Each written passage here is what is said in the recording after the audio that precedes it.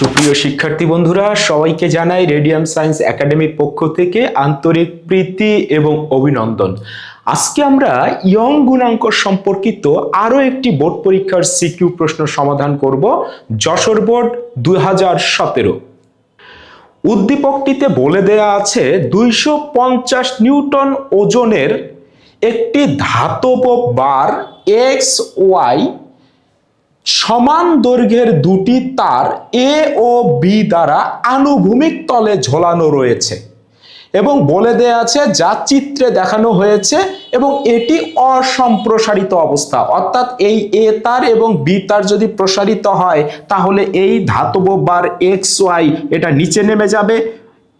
এ তারটা যদি বেশি প্রসারিত হয় এটা বেশি নিচে নেমে যাবে, বি তারটা যদি বেশি সম্প্রসারিত হয় এটা এই ওয়াই অংশটা ওয়াই প্রান্তটা বেশি নিচে নেমে যাবে। তো সম্প্রসারিত অবস্থা এই চিত্রে দেখানো হয়নি, বলেছে অসম্প্রসারিত অবস্থা এই চিত্রটা দেখানো হয়েছে।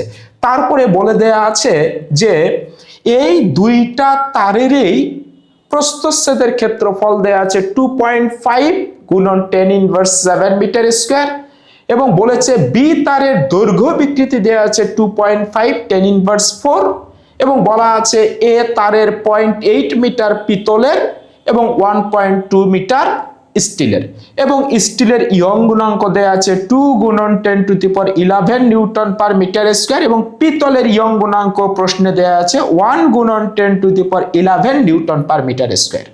উদ্দীপকটি তোমরা দেখতে পাচ্ছ, এই এক্স ওয়াই এটি একটি ধাতব বার, এর ওজন দেয়া আছে 250 নিউটন। ওজন সব সময় যেহেতু এটা সুষম এক ঠিক মধ্যবিন্দু থেকে নিচের দিকে ক্রিয়া করবে এবং বলে দেয়া আছে দুইটা তারের সাহায্যে ঝোলানো আছে, এ এবং বি তারের সাহায্যে ঝোলানো আছে। এ এবং বি তারের দৈর্ঘ্য সমান বলে দেয়া আছে।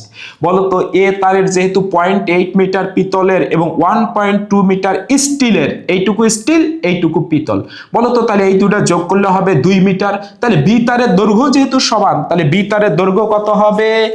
এই বি তারের এল এর মান হবে কিন্তু 2 মিটার। ওকে, এবং অসম্প্রসারিত অবস্থায় চিত্রে দেখানো হয়েছে। বলে দেয়া আছে দুটো তারেরই প্রস্থচ্ছেদের ক্ষেত্রফল একই, এ তারেরও প্রস্থচ্ছেদের ক্ষেত্রফল এটি, বি তারেরও প্রস্থচ্ছেদের ক্ষেত্রফল এটি। তারপরে বলে দেয়া আছে এই যে বি তারটি রয়েছে এই বি তারের দৈর্ঘ্য বিকৃতি দেয়া আছে। দৈর্ঘ্য বিকৃতি মানে ছোট হাতের এল ভাগ বড় হাতের এল, এই মানটা দেয়া আছে 2.5 গুণন 10⁻4। বলতো এল এর মান যেহেতু আমি জানি তাহলে এখান থেকে ছোট হাতের এল এর মান আমরা খুব সহজে বের করতে পারবো। ওকে, তারপর বলেছে এ তারের 0.8 মিটার পিতলের এবং 1.2 মিটার স্টিলের, আর ইয়ং গুণাঙ্কগুলো আমাদের দেয়া আছে। গ নাম্বার প্রশ্নে বলে দেয়া আছে এই বি তারের একক আয়তনের সঞ্চিত শক্তির মান কত নির্ণয় করো। তাহলে আমরা একক আয়তনের সঞ্চিত শক্তির ফর্মুলা জানি, হাফ গুণন পীড়ন গুণন বিকৃতি। তাহলে আমরা লিখতে পারি বি তারের একক আয়তনে সঞ্চিত শক্তি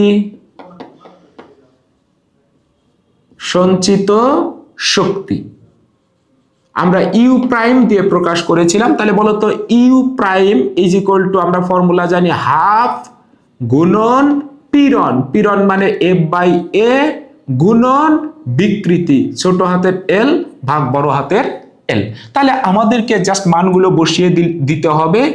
দেখো তো you prime is equal to half থাকলো গুণন এইখানে এটা কি প্রস্থচ্ছেদের ক্ষেত্রফল আমার দেয়া আছে, তাহলে নিচে হবে 2.5 10⁻7। এবার খেয়াল করো তো এফ এর মানটা কত হবে, মানে আমি কত বলে এই তারটাকে টানতেছি।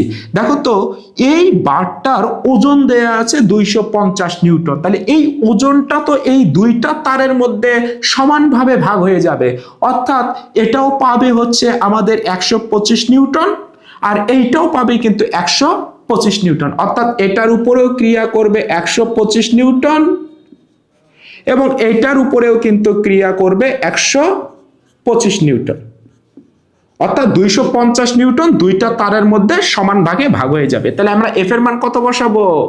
125 নিউটন। তারপরে বলো তো এই ছোট হাতের এল ভাগ বড় হাতের এল আমার ডিরেক্টলি দেয়া আছে বিকৃতি, তাহলে আমরা বিকৃতিটা একবারে লিখতে পারি 2.5 tan ইনভার্স 4।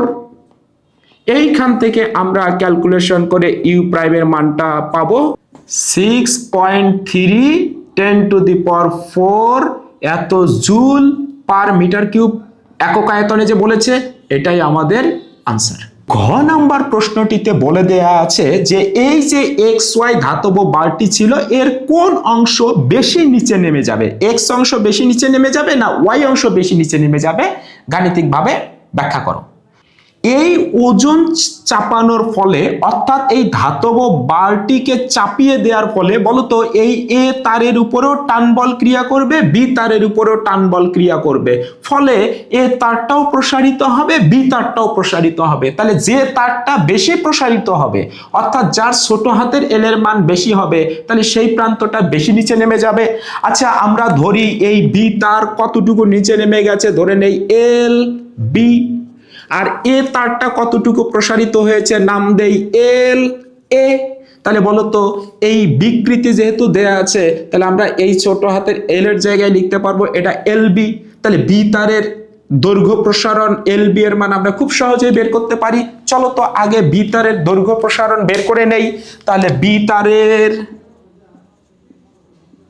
ক্ষেত্রে আমরা কি লিখতে পারি বলতো, ছোট হাতের এল বি ভাগ বড় হাতের এল এর মান দেয়া আছে 2.5 tan ইনভার্স 4। তাহলে এইখান থেকে আমরা এল বি এর মানটা বের করতে পারি, L B is equal to হবে 2.5 গুণন tan ইনভার্স 4, আর বড় হাতের এলটা গুণ হবে, বড় হাতের এল এর মান কত দেয়া আছে 2 মিটার।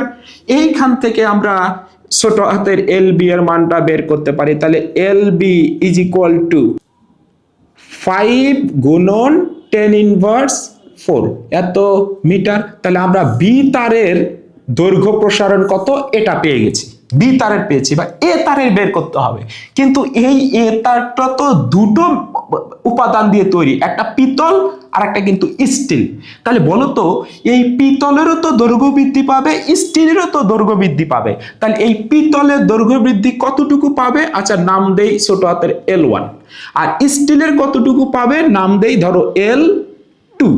তাহলে বলো তো এই এল এর মান কত হবে, এ তারটার পুরো দৈর্ঘ্য বৃদ্ধি কত হবে, তাহলে L1 plus L2, L1 L2 বের করে আমরা যোগ করলেই এল এর মান পেয়ে যাব। তাহলে আমাদের প্রথম কাজ হচ্ছে এই পিতলের কতটুকু দৈর্ঘ্য বৃদ্ধি পেয়েছে সেটা বের করতে হবে, স্টিলের কতটুকু দৈর্ঘ্য বৃদ্ধি পেয়েছে L2 এর মান এটা বের করতে হবে। চলো আমরা আগে পিতলের বের করি। তাহলে পিতলের ক্ষেত্রে আমরা কি লিখতে পারি, পিতলের ক্ষেত্রে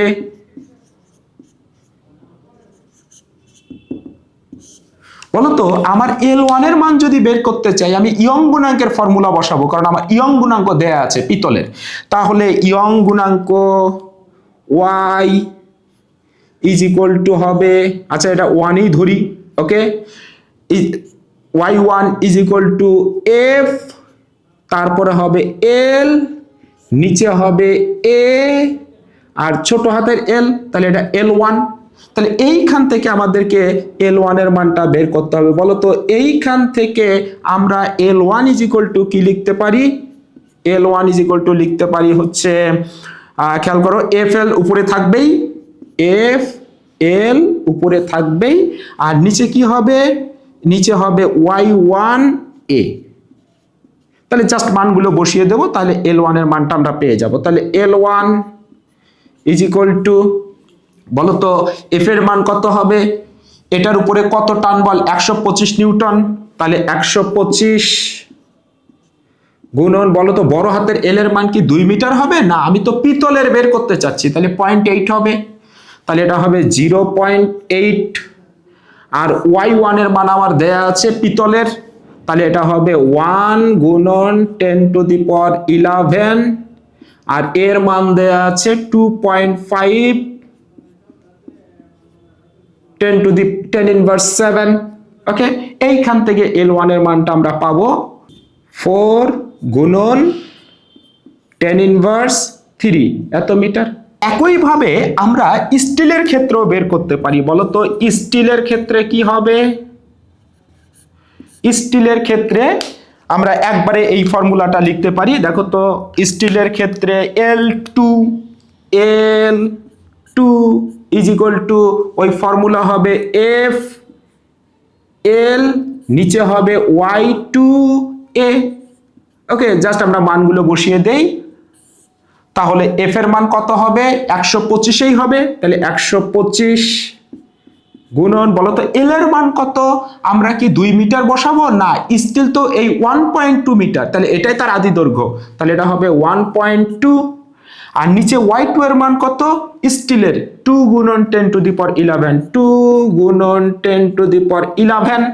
আর এর মান আমাদের দেয়া আছে 2.5 10 ইনভার্স 7।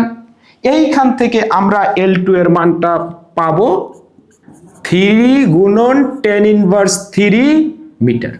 ওকে, তাহলে দেখো আমরা L1 এর মান পেয়ে গেছি, আমরা L2 এর মানও পেয়ে গেছি। তাহলে বলো তো এই L এর মান কত হবে? তাহলে L এর মান হবে L1 যোগ L2। তাহলে আমরা যোগ করে দেই। L1 এর মান আমরা কত পেয়েছি?